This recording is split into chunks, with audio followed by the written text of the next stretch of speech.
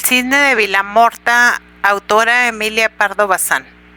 Al ver la luz mi penúltima novela, que lleva por título La Tribuna, no faltó quien atribuyese sus crudezas y sus francas descripciones de la vida popular a empeño mío de escribir una obra rigurosamente ajustada a los cánones del naturalismo. ¿Acaso hoy se me dirigirá la acusación opuesta, afirmando que el cisne de Vilamorta paga disimulado tributo al espíritu informante de la escuela romántica? Yo sé decir que un autor rara vez produce adrede libros muy crudos o muy poéticos. Lo cierto es, en mi opinión, que la rica variedad de la vida ofrece tanta libertad al arte y brinda al artista asuntos tan diversos cuando son diferentes entre sí los rostros de las personas. Y así como en un espectáculo público, en un paseo, en la iglesia, vemos semblantes feos e innobles al lado de otros resplandecientes de hermosura, en el mudable espectáculo de la naturaleza y de la humana sociedad andan mezcladas la prosa y la poesía, siendo entre ambas reales y entre ambas materia artística de lícito empleo. Parece que no necesita refutación el error de los que parten en dos mitades la realidad sensible e inteligible, con la misma frescura que si partiesen una naranja y ponen en la una mitad todo lo grosero, obsceno y sucio, escribiendo encima naturalismo.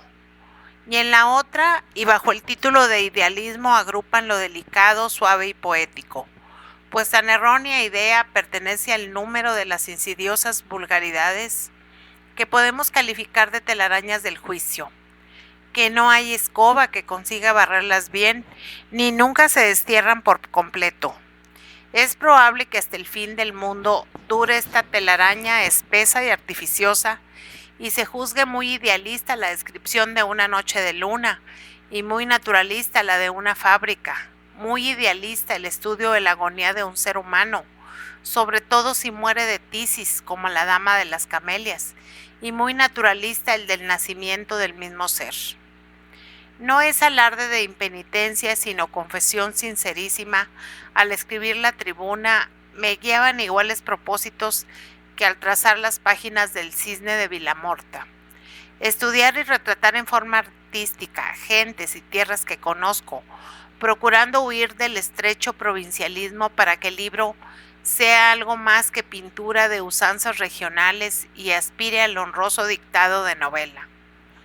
A la misma luz que me alumbró por los rincones de la fábrica de tabacos de Marineda, he tratado de ver la curiosa fisonomía de Vilamorta.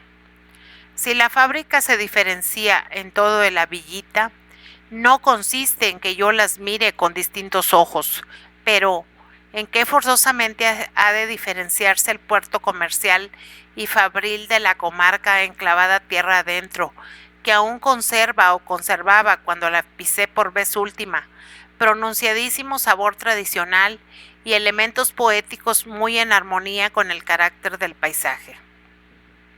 Respecto a lo que en el cisne llamará alguien levadura romántica, quiero decir algo muy sucintamente a los buenos entendedores.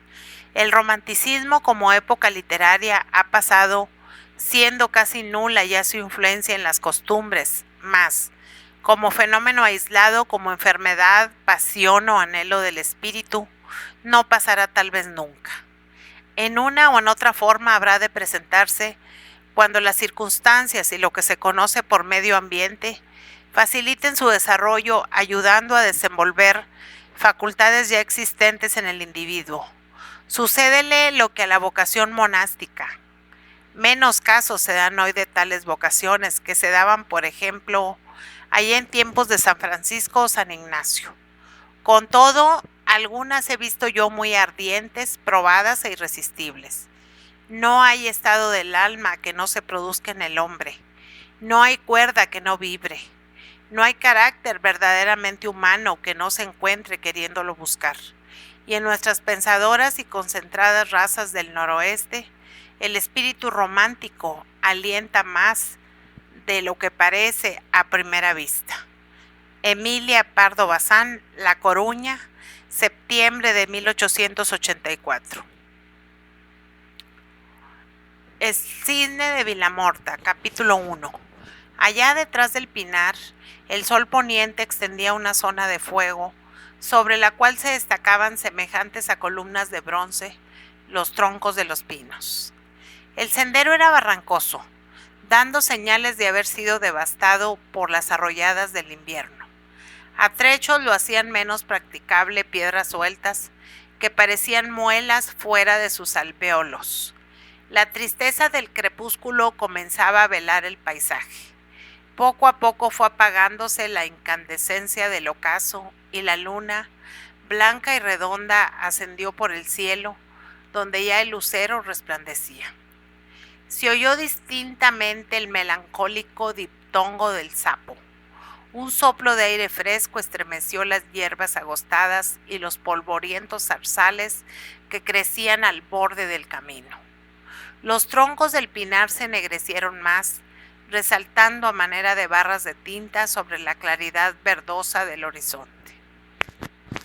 Un hombre bajaba por la senda, muy despacio, como proponiéndose gozar la poesía y recogimiento del sitio y hora. Se apoyaba en un bastón recio y, según permitía ver la poca luz difusa, era joven y no mal parecido. A cada paso se detenía mirando a derecha e izquierda, lo mismo que si buscase y pretendiese localizar un punto fijado de antemano. Al fin se paró orientándose. Atrás dejaba un monte poblado de castaños, a su izquierda tenía el pinar, a su derecha una iglesia baja con mísero campanario. Enfrente las primeras casuchas del pueblo. Retrogradó 10 pasos. Se colocó cara al atrio de la iglesia, mirando a sus tapias. Y seguro ya de la posición, elevó las manos a la altura de la boca para formar un embudo fónico y gritó con voz plateada y juvenil: «Eco, hablemos». Del ángulo de las murallas brotó al punto otra voz, más honda e inarticulada, misteriosamente sonora y grave, que repitió con énfasis, engarzando la respuesta en la pregunta y dilatando la última sílaba. «Hablemos». «¿Estás contento?» «Contento», repuso el eco. «¿Quién soy yo?» «Soy yo».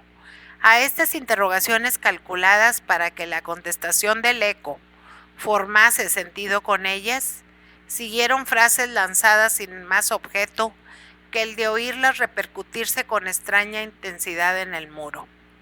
«Hermosa noche. La luna brilla. Se ha puesto el sol. Eco. ¿Me entiendes tú? Eco. ¿Sueñas algo?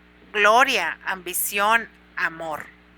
El nocturno viandante embelesado insistía, variaba las palabras, las combinaba, y en los intervalos de silencio, mientras discurría periodos cortos, escuchabas el rumor tenue de los pinos, acariciados por el vientecillo manso de la noche y el plañidero concertante de los sapos. Las nubes, antes de rosa y grana, eran ya cenicientas, y pugnaban por subir al ancho trozo de firmamento en que la luna llena campeaba sin el más mínimo tul que la encubriese. Las madreselvas y saucos en flor, desde la linde del pinar, embalsamaban el aire con fragancia sutil y deleitosa. Y el interlocutor del eco, dócil al influjo de la poesía ambiente, cesó de vocear preguntas y exclamaciones y con lenta canturia empezó a recitar versos de Becker, sin atender ya la voz de la muralla, que, en su precipitación de repetirlos, se los devolvía truncados y confusos. Absorto en la faena, poseído de lo que estaba haciendo, recreado con la cadencia de las estrofas, no vio subir por el camino 3 hombres de grotesca y rara catadura, con enormes sombreros de fieltro de anchas alas. Uno de los hombres llevaba del diestro una mula, cargada con redondo cuero, henchido sin duda de zumo de vid. Y como todos andaban despacio y el terreno craso y arcilloso apagaba el ruido de las pisadas, Pudieron llegar sin ser sentidos hasta cerca del mancebo. Algo cuchichearon en voz baja. ¿Quién es? Segundo, el del abogado. El mismo. ¿Qué hace? ¿Habla solo? No. Habla con la pared de Santa Margarita. Pues nosotros no somos menos. Empieza tú. A la 1. Allá va. Salió de aquellas bocas pecadoras, interrumpiendo las oscuras golondrinas, que a la sazón recitaba de muy expresiva manera el joven, un diluvio de frases soeces, de groserías y cochinadas palurdas que cayeron en medio del gentil y armónico silencio nocturno como repique de almireces y cacerolas en un trozo de música alemana. Lo más suave que se oía era por este estilo. Re, aquí un terno. Viva el vino del borde, viva el vino tinto que da pecho al hombre. Re. Aquí lo que puede el lector suponer si considera que los interruptores del soñador beckeriano eran 3 desaforados arrieros que conducían a buen recaudo un pellejo de sangre de parra. La ninfa domiciliada en el muro no puso resistencia a la profanación y repitió los tacos redondos tan fielmente como las estrofas del poeta. Al oír las vociferaciones y carcajadas opacas que la pared devolvía irónicas, segundo, el del abogado se volvió furioso, comprendiendo que los muy salvajes se burlaban de su entretenimiento sentimental. Corrido y humillado apretó el bastón con deseo de romperlo en las costillas de alguien y mascullando entre dientes cafres, brutos, recua y otros improperios, torció a la izquierda, saltó al pinar y tomó hacia el pueblo evitando la senda por huir del profano grupo. El pueblo estaba, como quien dice, a la vuelta. Blanqueaban a la luz de la luna las paredes de sus primeras casas y los sillares de algunas en construcción. Tapias, huertecillos, cuadros de legumbre. Llenaban el espacio vacante entre el pueblo y el pinar. Ensanchábase la senda desembocando en el camino real, a cuyas orillas copudos castaños proyectaban manchones de sombra. Dormía el pueblo, sin duda, pues ni se divisaban luces ni se oían los rumores y zumbidos que revelan la proximidad de las colmenas humanas. Realmente Vilamorta es una colmena en miniatura, una villita modesta a cabeza de partido. No obstante, bañada por el resplandor del romántico satélite. No le falta a Vilamorta cierta grandiosidad como de población importante, debido a los nuevos edificios que, con arreglo al orden arquitectónico peculiar de las grilleras, levanta a toda prisa un americano gallego recién venido, con provisión de centenes. Segundo, se enhebró por una calle extraviada, si las hay en pueblos así. Solo estaban embaldosadas las aceras, el arroyo lo era de verdad, había en él pozas de lodo y montones de inmundicias y residuos culinarios volcados allí sin escrúpulo por los vecinos. Evitaba segundo 2 cosas: pisar el arroyo y que le diese la claridad lunar. Un hombre pasó rozándole, embosado a pesar del calor, en amplio Montecristo y con enorme paraguas abierto, aunque no amenazaba lluvia. Sin duda era un agüista, un convaleciente que respiraba el aire grato de la noche con precauciones higiénicas. Segundo, al verlo se pegó a las casas, volviendo el rostro, temeroso de ser conocido. No con menor recato atravesó la plaza del consistorio, orgullo de Vilamorta, y en vez de unirse a los grupos de gente que gozaba el fresco, sentada en los bancos de piedra próximos a la fuente pública, se escabulló por un callejón lateral y cruzando retirada plazoletilla que sombreaba un álamo gigantesco, se dirigió hacia una casita medio oculta por el árbol. Entre la casita y segundo se interponía un desvencijado armatoste. Era un coche de línea, un cajón con ruedas desenganchado, lanza en ristre como para embestir. Rodeó segundo el obstáculo y al dar la vuelta distraído, dos animalazos, dos cochinos monstruosamente gordos, salieron disparados por la entreabierta cancilla de un corral, y con un trotecillo que columpiaba sus vastos lomos y sacudía sus orejas cortas, vinieron ciegos y estúpidos a enredarse en las piernas del lector de Becker. No llegó este a medir el suelo por favor especial de la providencia, pero apurado ya el sufrimiento, soltó a cada marrano un par de iracundos puntapiés que les arrancaron gruñidos entrecortados y feroces, mientras el mancebo renegaba en voz alta casi: ¿qué pueblo este, señor? Atropellarle a uno en la calle hasta estos bichos. ¡Ah, qué miseria! ¡Ah, mejor debe ser el infierno! Al llegar a la puerta de la casita, algo se sosegó. Era la casa chiquita, linda, flamante. Al balcón le faltaba el barandado de hierro. No tenía sino la repisa de piedra. Cargada de tiestos y cajones de plantas, detrás de las vidrieras se columbraba una luz tamizada por visillos de muselina, y la fachada silenciosa ofrecía algo de pacífico y agradable que convidaba a entrar. Segundo empujó la cancilla y casi al mismo tiempo oyóse en el tenebroso portal crujir de enaguas. Unos brazos de mujer se abrieron y el lector de Becker se dejó caer en ellos, conducir, arrastrar y casi subir en vilo la escalera hasta una salita donde un velador cubierto con blanco tapete de crochet sustentaba un quinqué divinamente despabilado. Allí mismo en el sofá tomaron asiento el galán y la dama. La verdad ante todo, frisa la dama en los 36 o 37, y aún es peor que nunca debió ser bonita ni mucho menos. De su vasto cutis hizo la viruela algo curtido y agujereado, como la piel de una criba. Sus ojuelos negros y chicos, análogos a 2 pulgas, emparejan bien con la nariz gruesa, mal amasada, parecida a la que los chocolateros ponen a los monigotes de chocolate.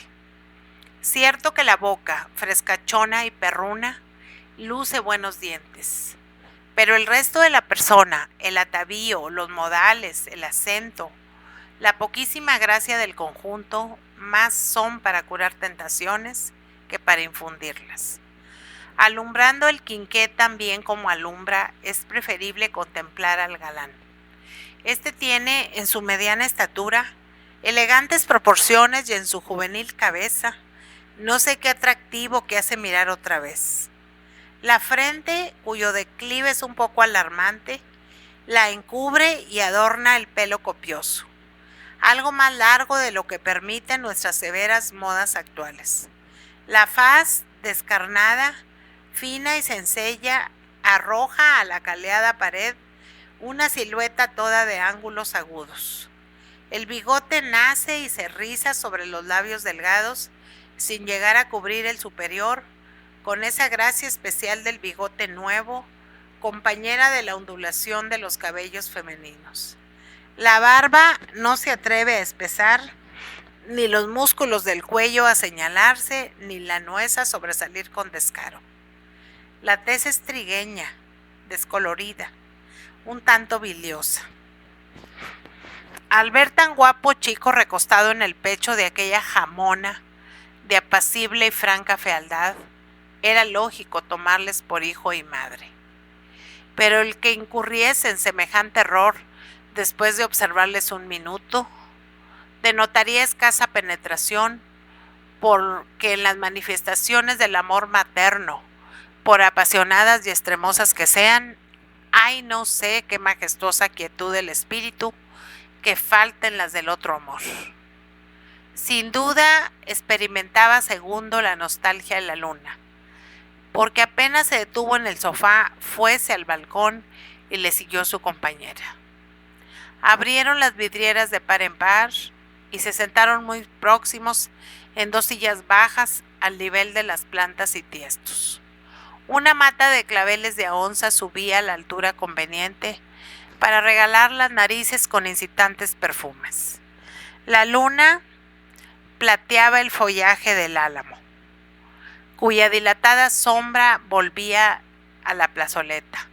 Segundo abrió el diálogo en esta guisa. ¿Me hiciste cigarros? Toma, contestó ella metiendo la mano en la faltriquera y sacando un puñado de cigarrillos. 2.5 por junto pude amañarte. Ya te completaré las 2 esta noche antes de irme a la cama. Se oyó el rish del fósforo y con la voz atascada por la primer bocanada de humo, volvió Segundo a preguntar. ¿Pues qué? ¿Ha sucedido algo nuevo? Nuevo no, las chiquillas, arreglar la casa, luego Minguitos. Me lo levantó el dolor de cabeza a quejarse toda la tarde de Dios. Decía que le dolían los huesos. ¿Y tú? Por ahí muy ocupado, matándote a leer, discurriendo, escribiendo, de seguro. No, di un paseo muy hermoso. Fui a Penasalvas y volví por Santa Margarita una tarde de las pocas. Vaya, que harías algún verso. No, mujer, los hice anoche después de retirarme. Ay, y no me los decías. Anda, por las ánimas. Anda, recita, que los has de saber de memoria. Anda, niño Jesús. A la súplica vehemente siguió arrebatada caricia, que se perdió entre pelo y sienes del poeta. Este alzó los ojos, se hizo un poco atrás, dejó el cigarro entre los dedos, sacudiendo antes con la uña la ceniza y recitó. Era una bequeriana el parto de su ingenio.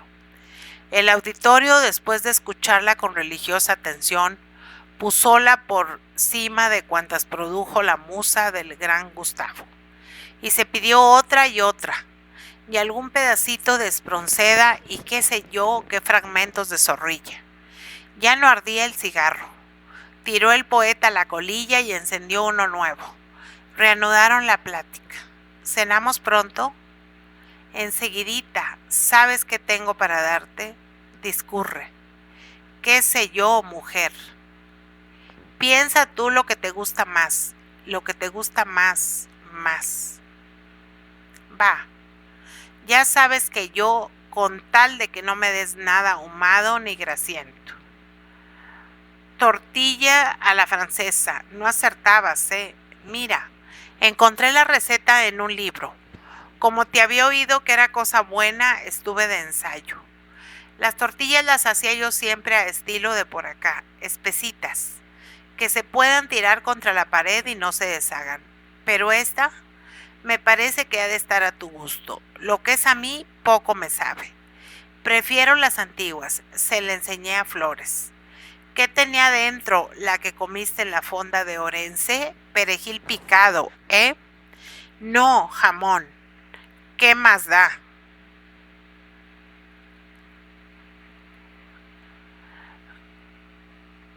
Voy corriendo a sacarlo de la alacena. Yo creía. El libro dice perejil. Aguarda. Volcó su silla baja por andar más aprisa, y se oyó a lo lejos el repique de sus llaves y el batir de algunas puertas. Una voz cascada gruñó en la cocina no sé qué. A los 2 minutos regresaba. Mira, ¿y esos versos no se imprimen? No los he de ver en letras de molde. Sí, respondió el poeta, volviendo lentamente la cabeza y soltando una bocanada de humo. Allá van camino de Vigo a Roberto Blanqués para que los inserte en el Amanecer. Me alegro. Tendrás tú más fama, corazón salado. ¿Cuántos periódicos hablan de ti? Segundo se rió irónicamente encogiéndose de hombros. Pocos. Y un tanto cabizbajo dejó vagar la mirada por las macetas y por la copa del álamo que se mecía con agradable susurro de hojas. Estrechaba maquinalmente el poeta la mano de su interlocutora y ésta correspondió a la presión con ardorosa energía. Y claro, ¿cómo quieres que hablen de ti si al fin no firmas los versos?, interrogó ella. No saben de quién son. ¿Andarán discurriendo? ¿Qué más da? Lo mismo que de Segundo García. Pueden hablar del seudónimo que he adoptado. Bonito nombre el mío para andar en papeles. Segundo García. El poco público que se moleste en leer lo que escribo me llamará el cisne de Vilamorta.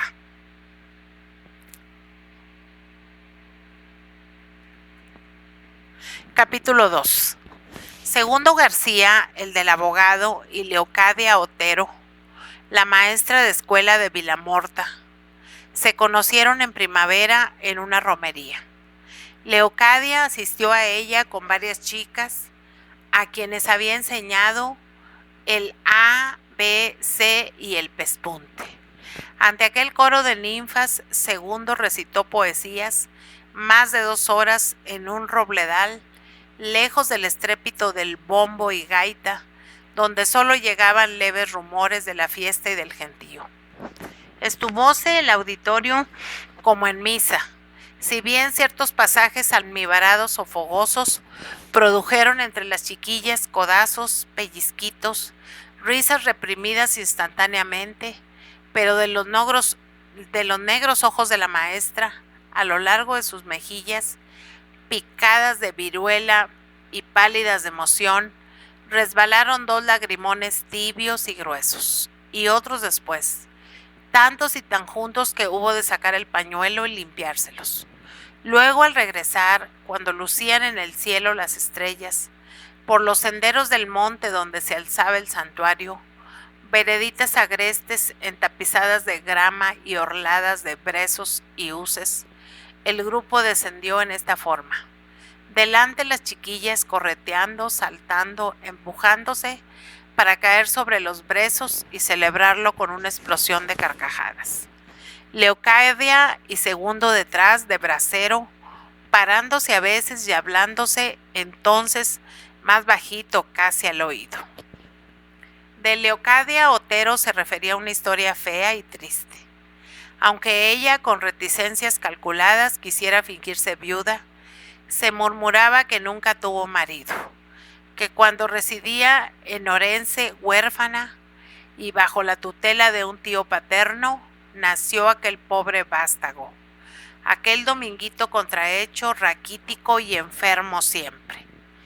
Afirmaban los mejores informados que el malvado del tío fue quien abusó de la doncella confiada a su custodia, sin poder reparar el delito porque era casado y vivía su mujer. Dios sabe dónde ni cómo. Lo cierto es que el tío murió pronto, dejando a su sobrina unas finquillas y una casa en Vilamorta, y Leocadia, previo el competente examen, obtuvo la escuela y vino a establecerse al pueblo.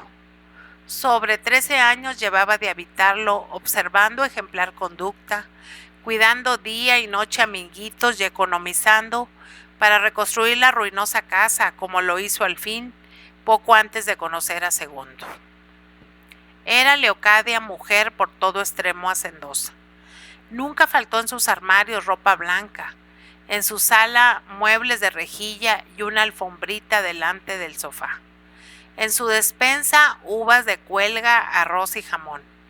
En sus balcones claveles y albahaca. Minguitos andaba limpio como el oro. Ella lucía, al remangar su hábito de los dolores de buen merino, en aguas gordas, tiesas de puro almidonadas, muy bordadas a ojetes. Por lo cual, a pesar de su fealdad y de su historia antigua, no careció la maestra de suspirantes. Un rico arriero retirado, con taberna abierta, y Cancín el tendero de paños. Desairó a los pretendientes y siguió viviendo sola con minguitos y flores, la vieja criada que ya gozaba en la casa fueros de abuela. El inicuo estupro sufrido en los primeros años de la juventud había dejado a Leocadia envuelto su mente en amargas memorias, horror profundo a las realidades del matrimonio, base de la familia, y una sed perpetua de cosas ideales y delicadas. Rocío que refresca la imaginación y satisface el sentimiento. Poseía la media instrucción de las maestras, rudimentaria, pero bastante para infundir gustos exóticos en Vilamorta. Verbigracia, el de las letras en sus más accesibles formas, novela y verso, consagró a la lectura los ocios de su vida monótona y honesta. Leyó con fe, con entusiasmo, sin crítica alguna. Leyó creyendo y admitiéndolo todo, unimismándose con las heroínas, oyendo resonar en su corazón los suspiros del vate, los cantos del trovador y los lamentos del bardo.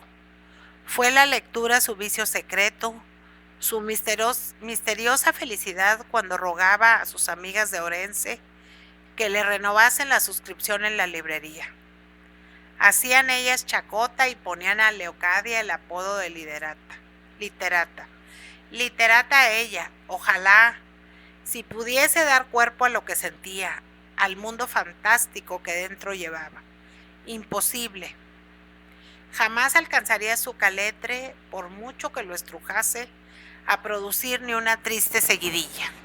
Almacenada se quedaba tanta poesía y tanta sensibilidad, allá en los senos y circunvoluciones del cerebro.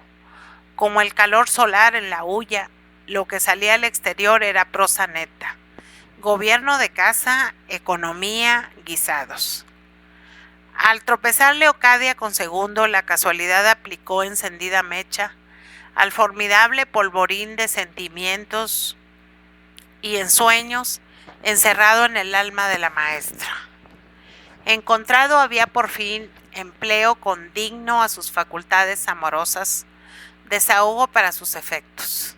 Segundo era la poesía hecha carne. En él se cifraban y compendiaban todas las interesantes y divinas menudencias de los versos, las flores, el aura, el ruiseñor, la luz moribunda del sol, la luna, la umbría selva. La combustión se produjo con asombrosa rapidez. Ardió y se consumió en incendio súbito.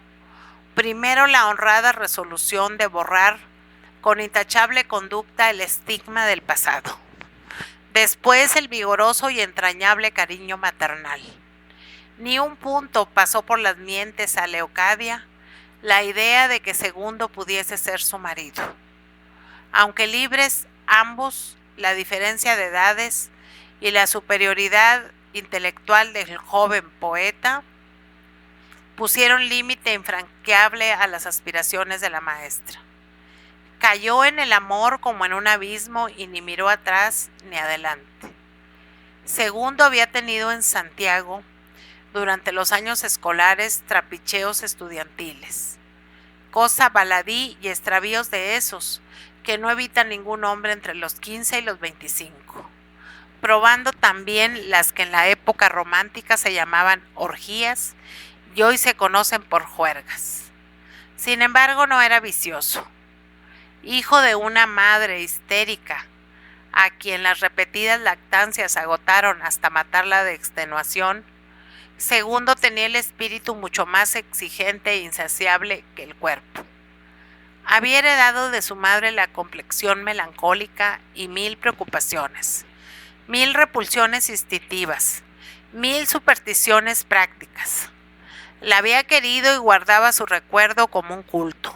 Y, más viva aún que la cariñosa memoria de su madre, conservaba una antipatía invencible hacia su padre. No cabía decir que el abogado hubiese sido verdugo de su mujer.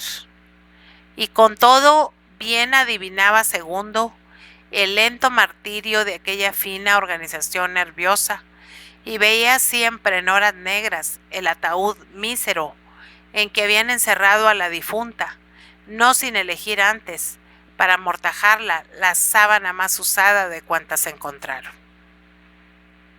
Componíase la familia de Segundo del padre, una tía vieja, 2 hermanos menores y 3 hembras aún impúberes.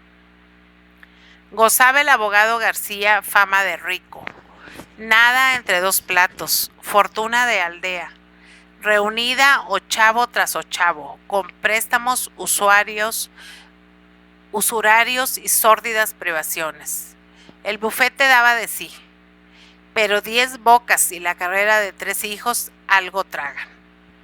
El mayor de los chicos, oficial de infantería, estaba en Filipinas y no remitía un cuarto. Gracias que no lo pidiera. Segundo, que lo era en el orden cronológico, acababa de graduarse.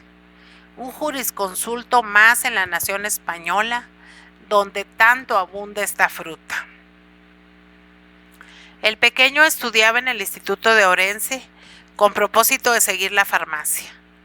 Las niñas se pasaban el día correteando por huertos y maizales, medio descalzas, sin ir siquiera a la escuela de Locadia por no adecentarse un poquillo. En cuanto a la tía Misia Gaspara, era el alma de aquella casa, alma estrecha y sin jugo, senectuda acartonada, silenciosa y espectral, ágil a despecho de sus 60s, y que sin cesar de hacer media con unos dedos rancios como teclas de clavicordio, vendía en la granera el centeno, en la bodega el vino de renta, prestaba un duro al 50% a las fruteras y regateras de la plaza, se cobraba en especie, tasaba la comida, la luz y la ropa a sus sobrinos, engordaba con amorosa solicitud un cerdo, y era respetada en Vilamorta por sus aptitudes formicarias. Aspiraba el abogado a transmitir su clientela y asuntos a segundo, solo que el muchacho no daba indicios de servir para embrollar pleitos y causas. ¿Cómo había realizado el milagro de salir bien en los exámenes, sin abrir en todo el curso los libros de derecho y faltando a clases siempre que hacía solo diluviaba? Va, con un memorión de primera y un regular despejo, aprendiéndose cuando era menester páginas y páginas del texto y recordándolas y diciéndolas con la propia facilidad que las doloras de Campoamor, si no con tanto gusto. Sobre la mesa de segundo se besaban tomos de Zorrilla y Espronceda, malas traducciones de Heine, obras de poetas regionales, el Lamas Varela, alias Remedia Vagos y otros volúmenes no menos heterogéneos. No era segundo un lector incansable.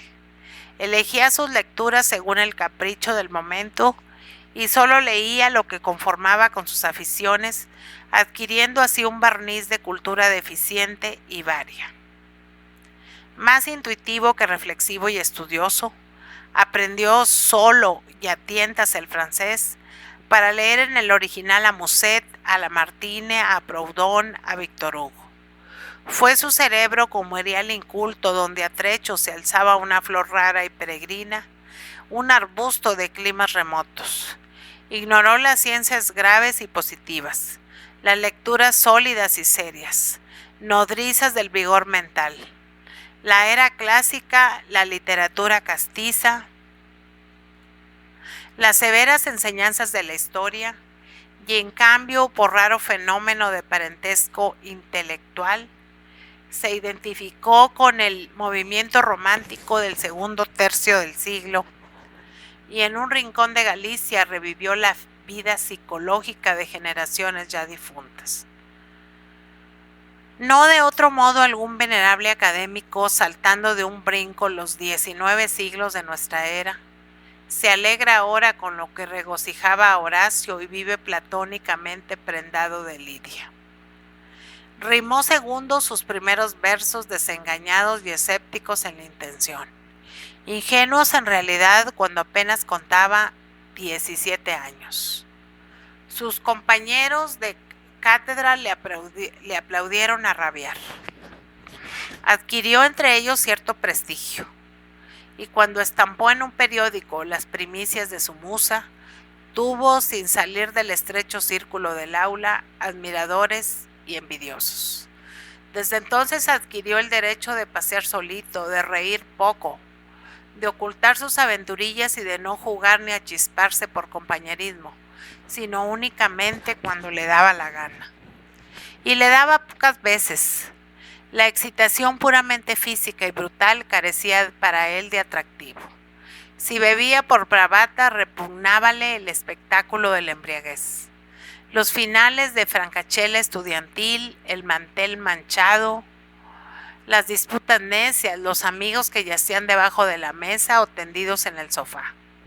El descoco o insensibilidad de las hembras venales. Salía de ahí desdeñoso y empalagadísimo. A veces una reacción muy propia de su complicado carácter le impulsaba a él, lector sincero de Proudhon, Quinet y Renan, al recinto de alguna iglesia solitaria donde sus pulmones respiraban con delicia aire húmedo, saturado de incienso. No protestó el abogado García contra las aficiones literarias de su hijo, porque las juzgó pasajera diversión de la mocedad. Una muchachada, lo mismo que bailar en las fiestas. Empezó a inquietarse, así que Segundo, ya graduado, se opuso a auxiliarle en el despacho de sus tortuosos pleitecillos. Sí resultaría el chico inútil para todo y bueno, solamente bueno para surcir versos. No era delito surcirlos, pero así, cuando no hubiese muchos procesos que hojear y artimañas que idear para envolver a los litigantes. Desde que cayó en la cuenta, el abogado trató a su hijo con mayor desconfianza, con más terca impertinencia y desvío. Cada día le predicaba en la mesa o donde podía sermoncillos incisivos acerca de lo necesario que es ganarse el pan, con asiduidad y trabajo, no dependiendo de nadie. Estas continuas amonestaciones en que empleaba la misma capciosa machaquería que en el redijo de los protocolos ahuyentaron a Segundo de su casa. La de Leocadia le sirvió de refugio, y él vino en dejarse querer pasivamente, lisonjeado al pronto por el triunfo que habían obtenido sus versos, alcanzándose homenaje tan desinteresado y ardiente, y atraído después por el bienestar moral que engendra la aprobación sin condiciones y la complacencia sin tasa, su perezosamente de soñador reposaba en los algodones que sabe muñir el cariño para la amada cabeza. Leocadia admitía, perfilaba, ensanchaba todos sus planes de porvenir. Le animaba a que escribiese, a que publicase. Le elogiaba sin restricciones y sin fingimiento, porque para ella, que tenía la facultad crítica aposentada en las cavidades cardíacas, Segundo era el más melodioso cisne del universo todo. Poco a poco la amante previsión de la maestra fue extendiéndose a otras esferas de la vida de Segundo. Ni el abogado García ni la tía Gaspara concebían que un chico, terminada ya su carrera, necesitase un céntimo para gasto alguno extraordinario. La tía Gaspara, en especial, ponía el grito en el cielo a cada desembolso. Después de llenar de camisas la maleta de su sobrino un año, por 10 lo menos, debía quedar surtido. La ropa no estaba autorizada para romperse o acabarse sin más ni más. Leocadia notó las escaseces de su ídolo. Hoy se hizo cargo de que no andaba bien de pañuelos y le dobladilló y marcó una docena. Mañana reparó que solo de higos a brevas le daban medio duro para el ramo de cigarros y se impuso la tarea de hacérselos en persona, suministrando gratis la materia primera.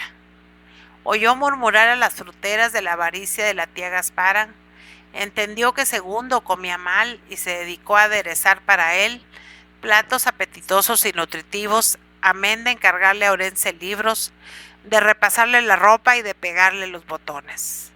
Todo eso lo realizaba con inexplicable regocijo, recorriendo la casa a paso ligero y casi juvenil, remozada por la dulce maternidad del amor y tan dichosa que ni se acordaba de reñir a las chiquillas de la escuela, pensando solo en acortarles la tarea para quedarse más pronto en compañía de Segundo.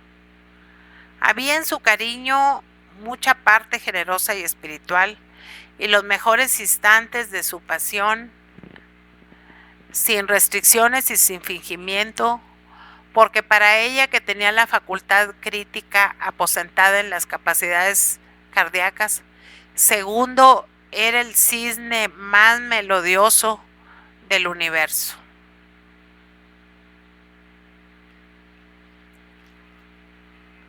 Poco a poco la amante previsión de la maestra fue extendiéndose a otras y a otras esferas del universo de Segunda.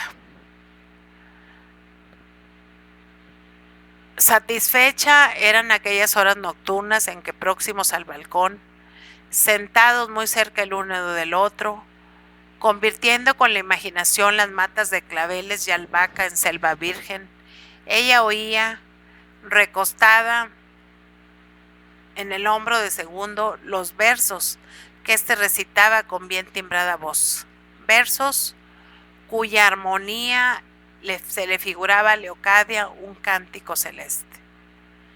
La medalla tenía su reverso. Eran amargas las horas matutinas en que Flores, con la cara larga y difícil, contraída o iracunda, con el pañuelo de algodón torcido, arrugado y caído sobre los ojos, venía a notificarle en breves y truncadas palabras que se han acabado los huevos. Vienen más, no hay azúcar. ¿De cuál traigo? ¿De ese tan caro de pilón que vino la semana pasada? Hoy traje café, 2 libritas, como quien lava. Yo no compro más licor. Allá tú, yo no. ¿Qué dices, mujer? ¿Qué te sucede? Que si te gusta darle al Ramón, el de la dulcería, 24 reales por una botella de anisete, habiéndolo a 8 en la botica, bien.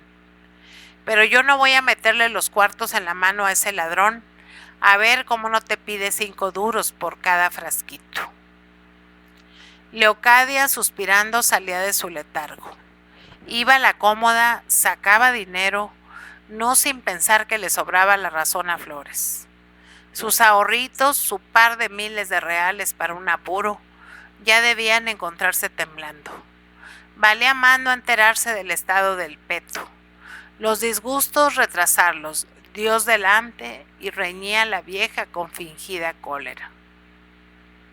Ve por la botella, anda, no me enfades. A las 8 entran las chiquillas y aún tengo la enagua por planchar. Hazle el chocolate a amiguitos. Más te valiera no tenerlo muerto de hambre, y dale bizcocho. Daré, pues si yo no le diese al infeliz. Refunfuñaba la criada, que al nombre de Minguito sentía crecer su enojo. Se oía en la cocina el furioso porrazo administrado a la chocolatera para sentarla sobre el fuego, y el aireado voltear del molinillo en el remolino espumoso del chocolate. Flores entraba en el cuarto del contrahecho, que aún no había abandonado las sábanas, y le tomaba las manos. Tienes calor, rapaz, aquí viene el chocolatito, Me lo da mamá, te lo daré yo. ¿Y mamá qué hace? Almidonando unas enaguas. Clavaba el jorobadito los ojos en Flores, alzando trabajosamente la cabeza de entre el arco doble del pecho y la espalda. Eran aquellos ojos profundos con mucha riña, la boca de mandíbulas salientes tenía una crispación sardónica y una pálida sonrisa. Echaba los brazos al cuello de Flores y pegando los labios a su oído. ¿Vino el otro ayer?, preguntábale. Sí, hombre, sí. ¿Vendrá hoy? Vendrá. Pues no. Calla, filiño, calla, toma el chocolate. Está como te gusta, claro y con espumita. No tengo casi gana, ponlo aquí al lado. Capítulo 3. En Vilamorta había un casino de verdad, chiquito, eso sí, y por añadidura destartalado, pero con su mesa de billar comprada de lance y su mozo, un setentón que de año en año sacudía y variaba la verde bayeta. Porque en el casino de Vilamorta apenas solían juntarse a diario más que las ratas y las polillas entretenidas en atarazar el maderamen. Los centros de reunión más frecuentados eran dos boticas, la de doña Eufrasia, situada en la plaza, y la de Agonde, en la mejor calle. Agachada en el ángulo tenebroso de un soportal, la botica de doña Eufrasia era lóbrega. La alumbraba a las horas de conciliábulo un quinqué de petróleo con tufo, yacía en su mobiliario 4 sillas mugrientas y un banco. Quien desde fuera mirase vería dentro un negro grupo, capotes, balandranes, sombreros anchos, 2 o 3 tonsuras sacerdotales que de lejos blanqueaban como chapas de boinas sobre el fondo sombrío de la botica. La de Agonde, en cambio, lucía orgullosamente una clara iluminación, 6 grandes redomas de cristal de colores vivos y fantástico efecto. Una triple estantería cargada de tarros de porcelana blanca, con rótulos latinos en letras negras, imponentes y científicos. Un diván y 2 butacas de gutapercha. Estas 2 boticas antitéticas eran también antagónicas. Se habían declarado guerra a muerte. La botica de Agonde, liberal e ilustrada, decía de la botica reaccionaria que era un foco de perpetuas conspiraciones, donde durante la guerra civil se había leído el cuartel real y todas las proclamas facciosas, y desde hacía 5 años se preparaban con suma diligencia fornituras para una partida carlista que jamás llegó a echarse al campo. Y según la botica reaccionaria, era la de Agonde punto de cita para los masones. Se imprimían libelos en una imprentilla de mano y se tiraba descaradamente de la oreja a Jorge.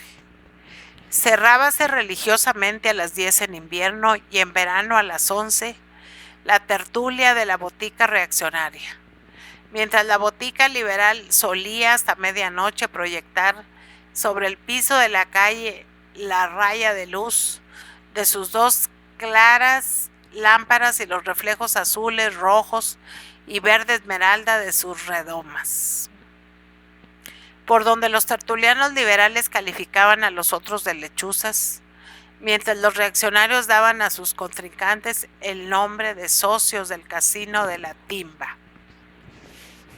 Segundo, no ponía los pies en la botica reaccionaria y desde sus relaciones con Leocadia Otero huía de las de Agonde porque querían su amor propio las bromas y pullas del boticario, maleante y zumbón como él solo. Cierta noche que Saturnino Agonde cruzaba a deshora la plazoleta del Álamo para ir a donde él y el diablo sabían, pudo ver a Leocadia y Segundo en el balcón y entreoyó la salmodia de los versos que el poeta declamaba. Desde entonces, en el rostro de Agonde, mocetón sanguíneo y bien equilibrado, leyó Segundo tal desdén hacia las nimiedades sentimentales y la poesía, que por instinto se apartó de él cuanto pudo. Sin embargo, cuando se le ofrecía leer El Imparcial y saber alguna noticia, entraba en casa de Agonde breve rato y solo al otro día de su conversación con el eco. Estaba muy animada la asamblea. El padre de Segundo, recostado en el diván, tenía un periódico sobre las rodillas. Su cuñado, el escribano Genday, Ramón el confitero y Agonde discutían con él acaloradamente.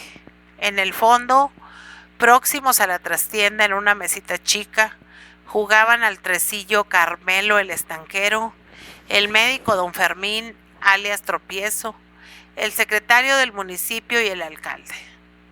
Al entrar notó Segundo algo de inusitado en la actitud de su padre y del grupo que le rodeaba, y persuadido de que ya le darían la noticia, dejóse caer en una de las butacas, encendió un cigarro y tomó El Imparcial que andaba rodando sobre el mostrador. Pues aquí los papeles no traen nada, lo que se dice nada. exclamaba el confitero. Desde la mesa de tresillo levantaba la voz el médico, confirmando las dudas de Ramón.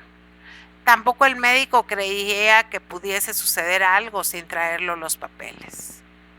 Usted se muere por decir a todo que no, replicaba Agonde. Yo estoy seguro. Vamos, y me parece que estando yo seguro, y yo lo mismo, afirmaba Gendai.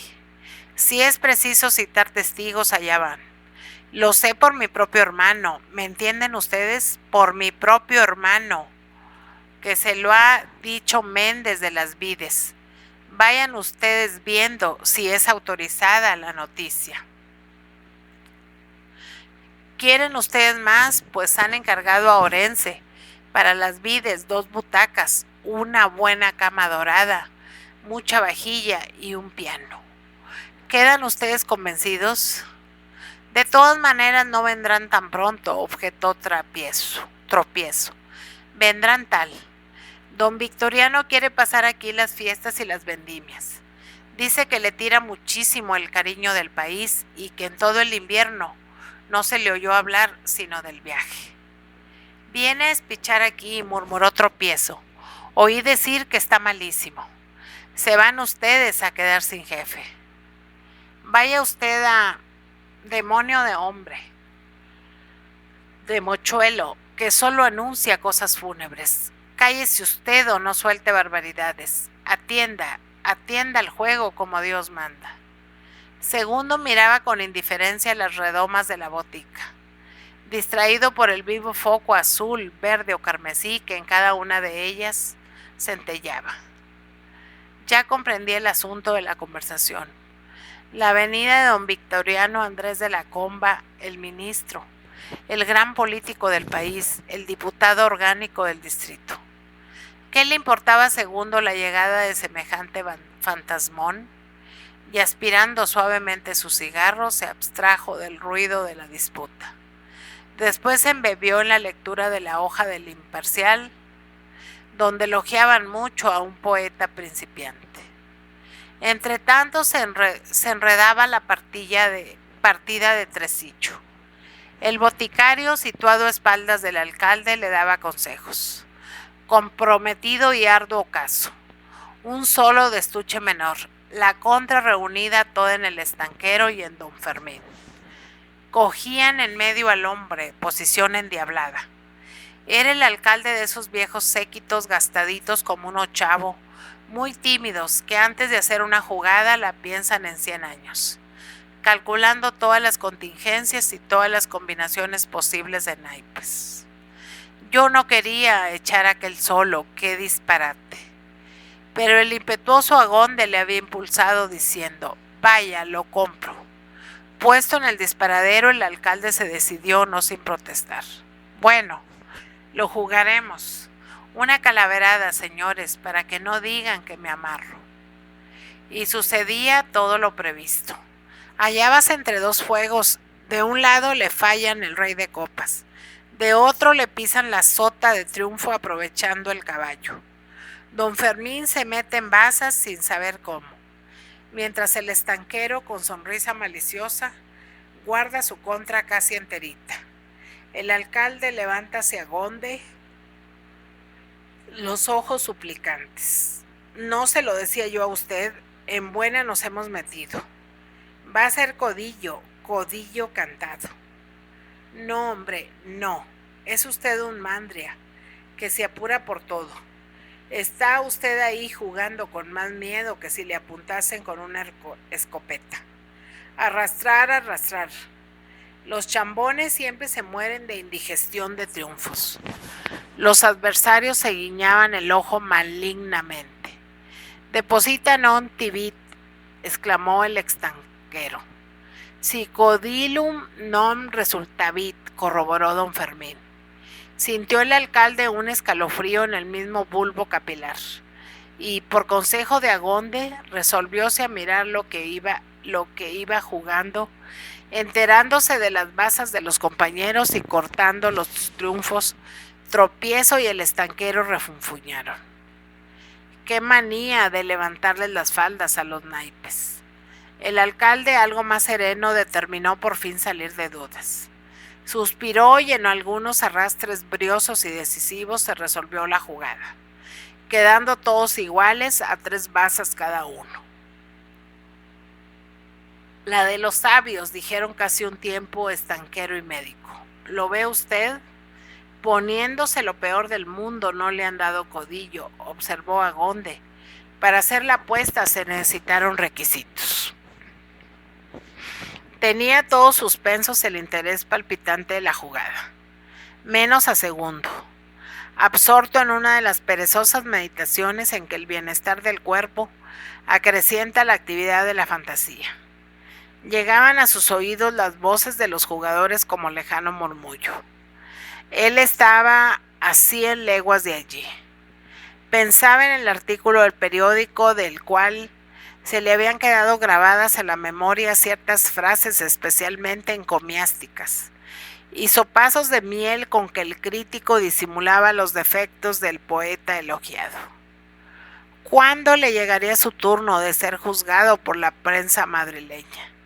Sábelo Dios. Prestó atención a lo que se hablaba.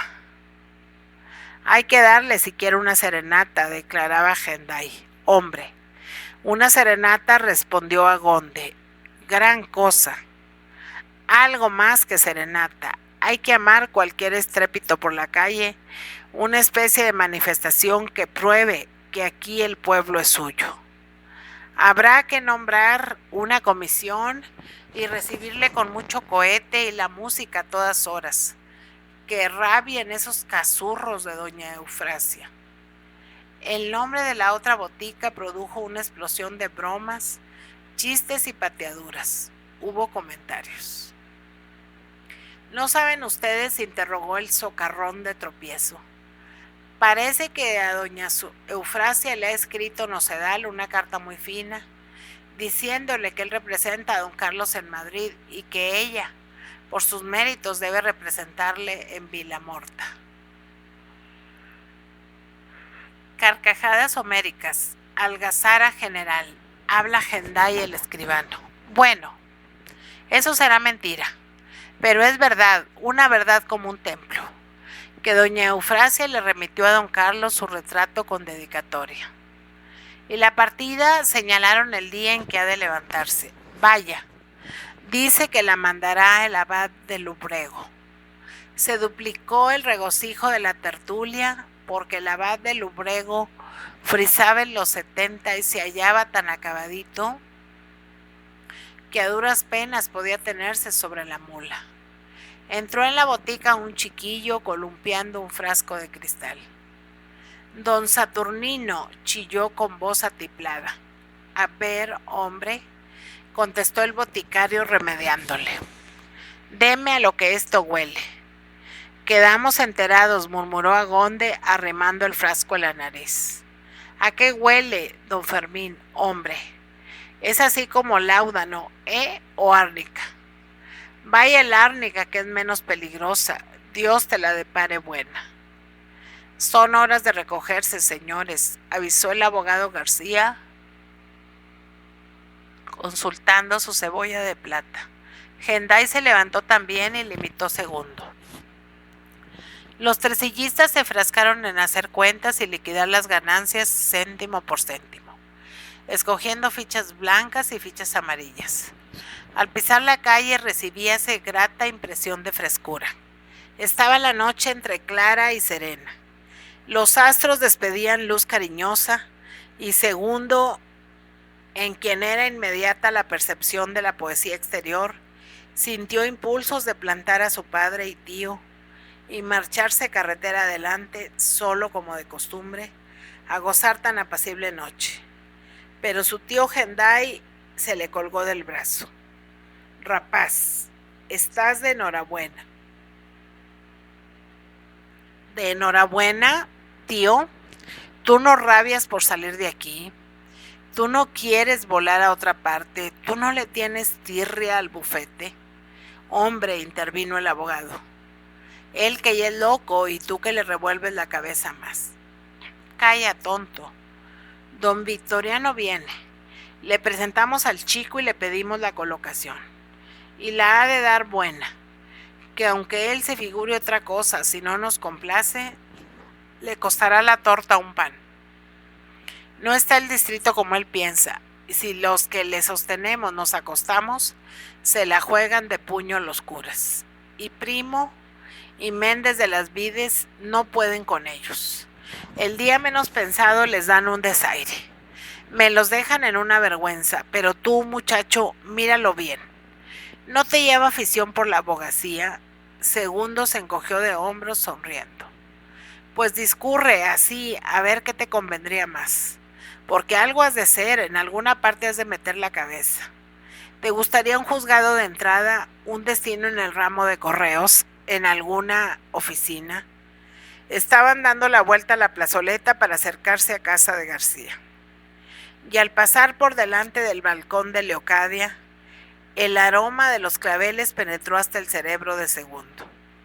Experimentó una reacción poética y dilatando las fosas nasales para recoger la fragancia, exclamó: ni juez ni empleado en correos. Déjeme de eso, tío. No porfíes, Clodio, dijo agriamente el abogado. Este no quiere ser nada. Nada más que un solemne holgazán y pasarse la vida echando borroncitos en papelitos. Ni más ni menos. Allá van los cuartos de su carrera.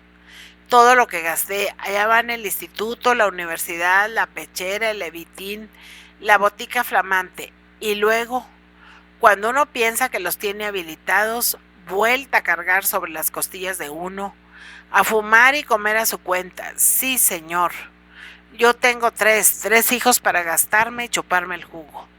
Y ninguno para darme ayuda. Así son estos señoritos. Vaya. Segundo, parado y con las facciones contraídas, se retorcía la punta del bigotillo. Todos se detuvieron en la esquina de la plazoleta, como suele suceder cuando una plática se enzarza. No sé dónde saca usted eso, papá, declaró el poeta. ¿Usted se figura que me he propuesto no pasar de Segundo García, el hijo del abogado? Pues se equivoca. Se equivoca mucho, mucho. Ganas tendrá usted de librarse del peso que le hago, pero más aún tengo yo de no hacérselo. Y luego, ¿a qué aguardas? El tío te está proponiendo 1000 cosas y no te acomoda ninguna. ¿Quieres empezar por ministro? El poeta dio nuevo tormento a su bigote. No hay que cansarse, papá. Yo haría muy mal empleado en correos y peor juez. No me quiero sujetar al ingreso en una carrera dada, donde todo esté previsto y marcha por sus pasos contados. Para eso sería abogado como usted o escribano como el tío Henday. Si realmente cogemos a don Victoriano de buen talante, pídanle ustedes para mí cualquier cosa. Un puesto sin rótulo, que me permita residir en Madrid. Yo me las arreglaré después. Te las arreglarás, sí, bien hablas, me girarás letritas, como tu hermano el de Filipinas. Pues sírvate de gobierno que no puedo, que no robé lo que tengo ni fabrico moneda. Si yo nada pido, gritó Segundo con salvaje cólera, ¿le estorbo a usted? Pues sentaré plaza o me largaré a América. Se acabó. No, dijo el abogado calmándose, siempre que no exijas más sacrificios. Ninguno, así me muriese de hambre. Abrióse la puerta del abogado. La vieja tía Gaspara, en refajos, hecha un vestiglo, salió a abrir. Traía un pañuelo de algodón tan encima del rostro que no se lo distinguían las hurañas facciones. Segundo retrocedió ante aquella imagen de la vida doméstica. ¿No entras?, interrogó su padre. Voy con el tío Henday. ¿Vuelves pronto? Enseguida. Tomó plazoleta abajo y explicó sus proyectos a Henday.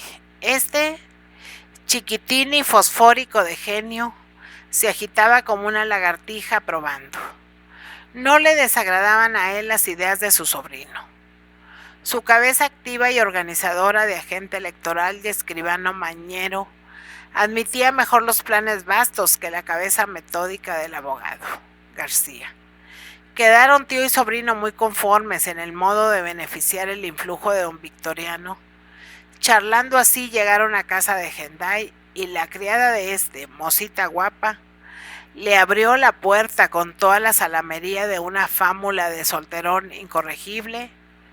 En vez de volverse a su domicilio, segundo, preocupado y excitado, bajó a la carretera, se detuvo en el primer soto de castaños y sentándose al pie de una cruz de madera que allí dejaran los jesuitas durante la última misión, se entregó al pasatiempo inofensivo de contemplar los luceros, las constelaciones y todas las magnificencias siderales. Capítulo 4. Durante las pesadas siestas de Vilamorta, mientras los agüistas digerían sus vasos de agua mineral y compensaban la madrugona con un letargo reparador, los músicos aficionados de la banda popular ensayaban las piezas que pronto ejecutarían reunidos. De la tienda del zapatero salían trinos melancólicos de flauta. En la del panadero resonaban briosas y marciales notas de cornetín. En el estanco gemía un clarinete. Por el almacén de paños vagaban los ahogados suspiros de un figle. Los que así se consagraban al culto de Euterpe eran dependientes de comercio, hijos de familia. El elemento joven de Vilamorta, semejantes fragmentos de melodía, brotaban con penetrante sonoridad de entre la perezosa y cálida atmósfera.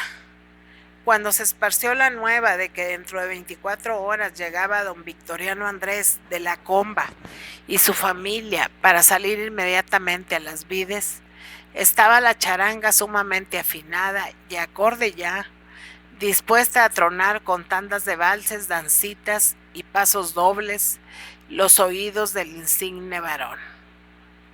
Notóse en la villa movimiento desacostumbrado. La casa de Agonde se abrió, ventiló y barrió, saliendo por sus ventanas nubes de polvo. La hermana de Agonde se asomó poco después, peinada en flequillo y con un collar de caracoles nacarados. El ama del cura de Cebre, guisandera famosa, daba vueltas en la cocina y se oía el sonsonete del almirez y el chirriar del aceite.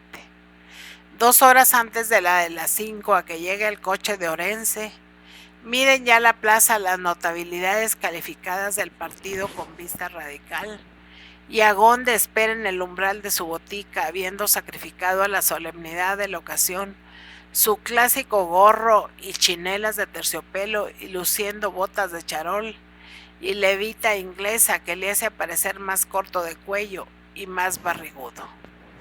Entraba el coche de Orense por la parte del soto, y al resonar sus cascabeles y campanillas, el trote de sus 8 mulas y jacos y el carranqueo de su pesada mole, los vecinos de Vilamorta se colgaron de los balcones, se asomaron a los portales.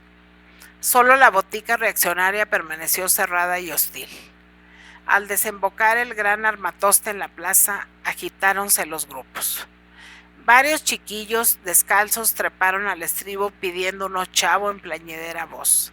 Las fruteras de los soportales se incorporaron para mejor ver y únicamente Cancín, el tendedero de paños con las manos metidas en los bolsillos y en babuchas, prosiguió recorriendo su almacén de arriba abajo, afectando olímpica indiferencia.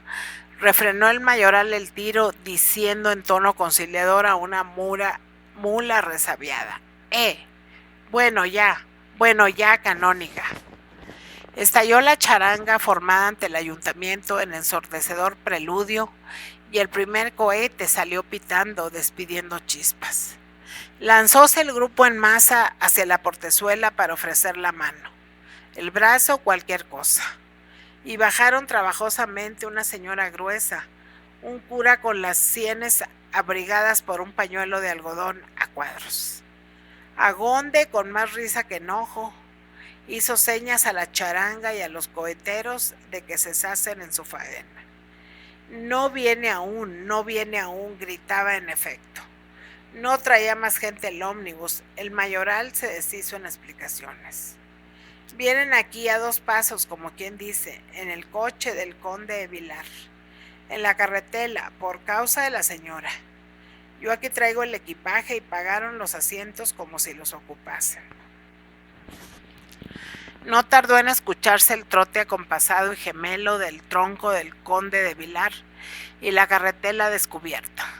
De arcaica forma penetró majestuosamente en la playa, en la plaza. Recostábase en el fondo un hombre envuelto, a pesar del calor, en un abrigo de paño. A su lado una mujer con impermeable de dril gris destacaba sobre el puro azul del cielo el ala caprichosa de su sombrero de viaje. En el asiento delantero una niña como de 10 años y una mademoiselle, especie de haya niñera ultrapirenaica segundo, que al llegar la diligencia se había quedado atrás, no aproximándose al estribo.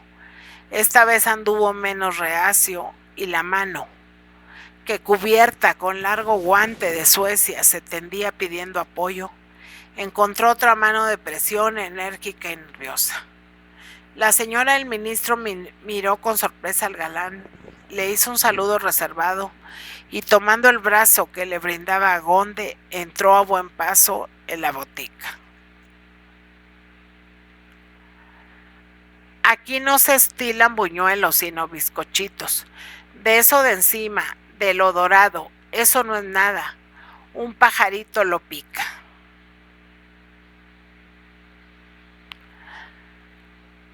La mujer daba el brazo a Agonde y estiraba la portezuela para ofrecer el brazo, cualquier cosa.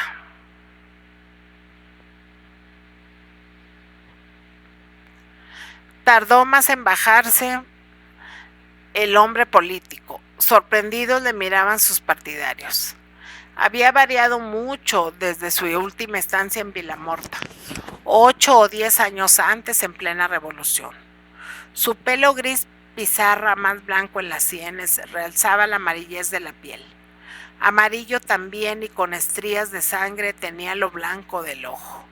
Y su semblante, arado y marchito, mostraba impresas en signos visibles las zozobras de la lucha social, las vicisitudes de la banca política y los sedentarios trabajos del foro. Su cuerpo estaba como desgonzado, faltándole el aplomo, la actitud que revela el vigor físico. No obstante, cuando menudearon los apretones de manos, cuando los tanto bueno, por fin, al cabo de los años 1000, resonaron en torno con halagueño murmullo, el gladiador exánime recobró fuerzas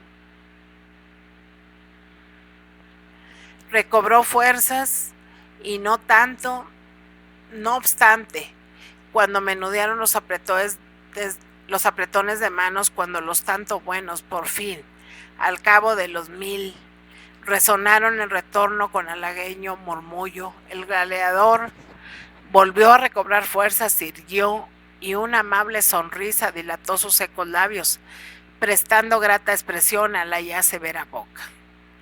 Hasta abrió los brazos a Gendai, que se agitó en ellos con coleteos de anguila.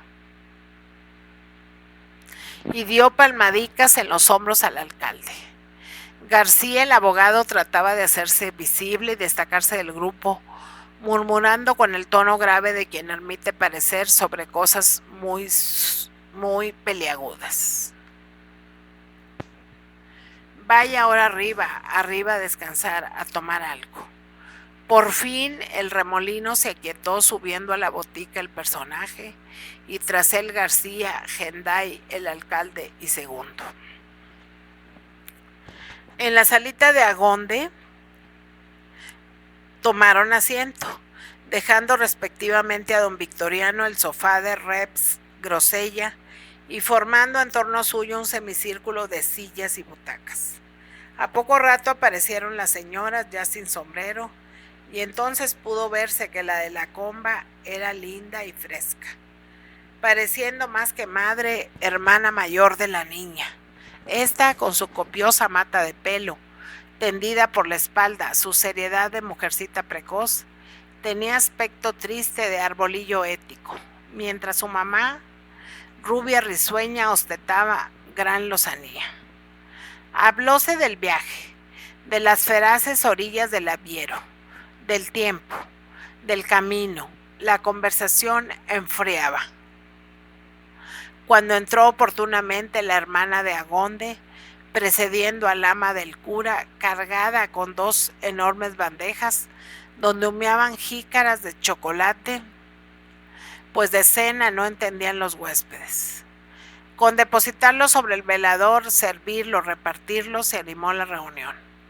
Los vilamortanos, encontrando asunto adecuado a sus facultades oratorias, empezaron a instar a los forasteros a encomiarle las excelencias de los manjares, y llamando por su nombre de pila a la señora de Comba y agregando un cariñoso diminutivo al de la niña, se deshicieron en exclamaciones y preguntas.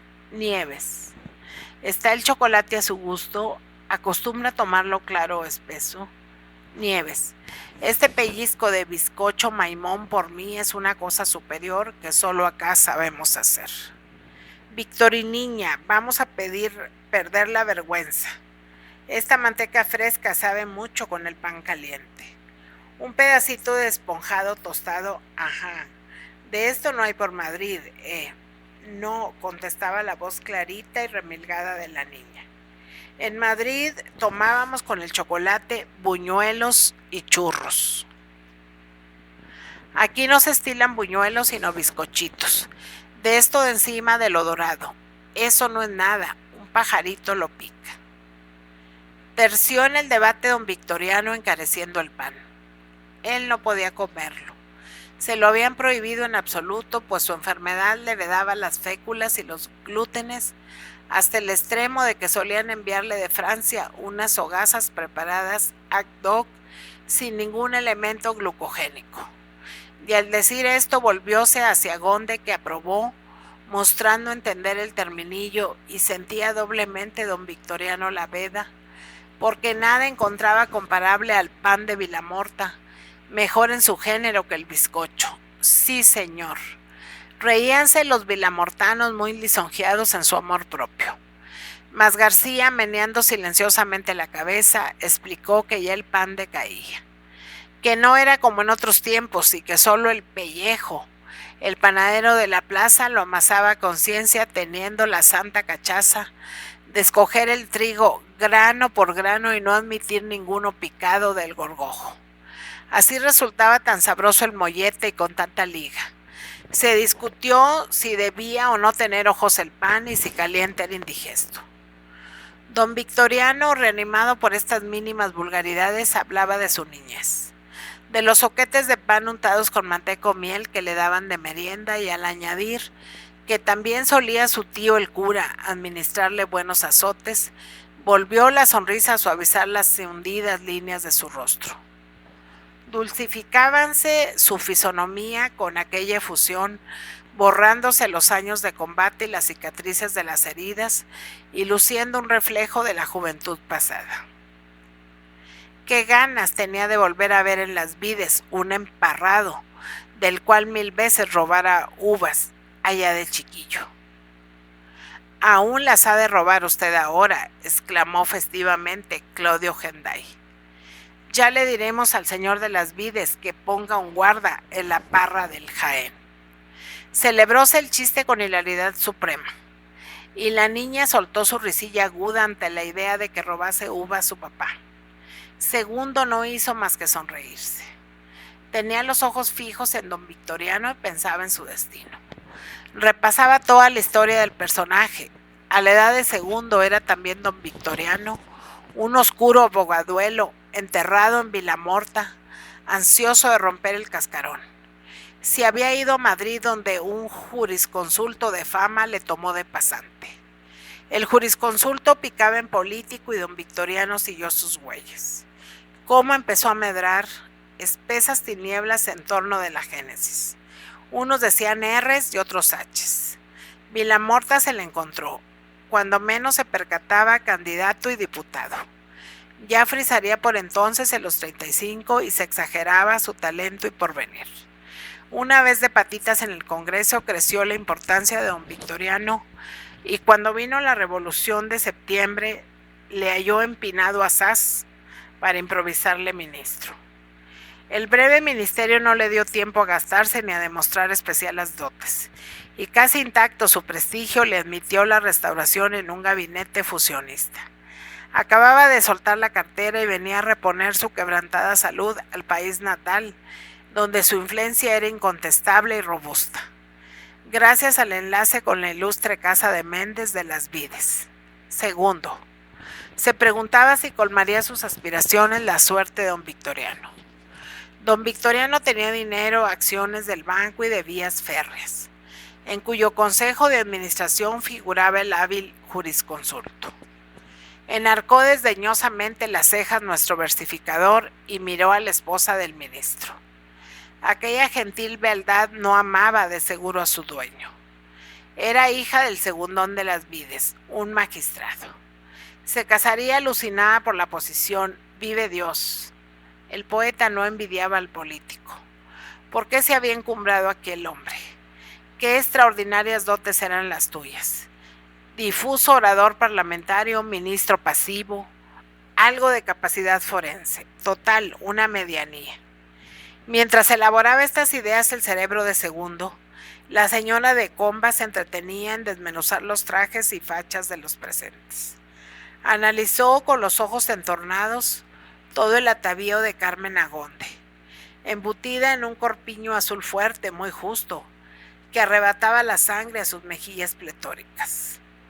Bató después la burlona ojeada a las botas de charol del farmacéutico y volvió a subir hasta los dedos de Claudio Gendal, culotados por el cigarro y el chaleco de terciopelo a cuadritos morados y blancos del abogado García. Por último, se posó en Segundo, investigando algún pormenor de indumentaria. Pero la rechazó como un escudo, otra mirada, fija y ardiente.